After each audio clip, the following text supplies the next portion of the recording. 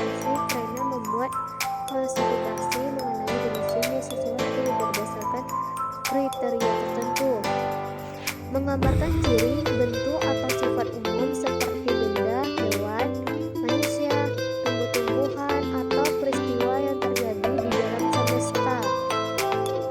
Kita teks hasil observasi bersifat faktual atau berdasarkan fakta yang ada. Selanjutnya itu ada tujuan teks laporan hasil observasi. Yang pertama itu mengatasi suatu persoalan. Yang kedua, menemukan teknik atau cara terbaru. Yang ketiga, mengambil keputusan yang lebih efektif. Dan yang keempat, pengawasan atau perbaikan. Yang kelima itu mengetahui perkembangan suatu permasalahan. Berikutnya itu ada fungsi teks laporan hasil observasi. Yang pertama itu melaporkan tanggung jawab sebuah tugas dan kegiatan pengamatan. Dan yang kedua, menjelaskan dasar penyusunan kebijaksanaan keputusan dan atau pemecahan masalah dalam pengamatan. Yang ketiga, sarana untuk pendokumentasian. Dan yang terakhir itu ada sebagai sumber informasi terpercaya. Baiklah, kita lanjut, yaitu ciri-ciri teks laporan hasil observasi. Yang pertama itu bersifat objektif, global, universal. Dan yang kedua, objek yang akan dibicarakan atau dibahas ialah objek tunggal. Dan yang ketiga, ditulis secara lengkap dan sempurna.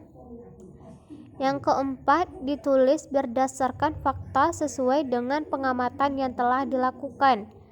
Dan yang kelima, informasi teks merupakan hasil penelitian terkini yang sudah terbukti kebenarannya.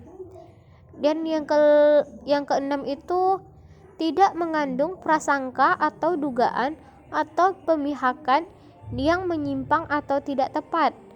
Dan yang terakhir, berkaitan dengan hubungan berjenjang antara kelas subkelas yang terdapat di dalamnya. Lanjut, yaitu sifat teks laporan hasil observasi itu ada 3. Yang pertama itu bersifat informatif, dan yang kedua bersifat komunikatif, dan yang ketiga bersifat objektif. Selanjutnya, ini ada struktur teks laporan hasil observasi. Bisa dilihat terdapat 2 struktur utama yang membantu teks laporan hasil observasi. Lanjut saja, yaitu tentang kebahasaan teks laporan hasil observasi.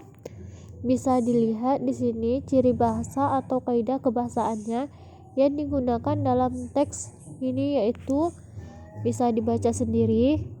Selanjutnya itu ada langkah menyusun teks laporan hasil observasi. Adapun langkah-langkahnya yaitu sebagai berikut, itu ada 6.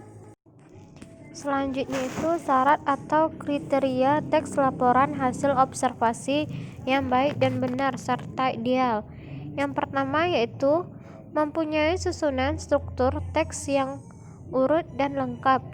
Yang kedua, dalam struktur teks tidak mempunyai kesimpulan atau penutup. Dan yang ketiga, di dalam teks tidak ada opini dari penulis. Dan yang terakhir, teks menjelaskan sebuah informasi berdasarkan fakta.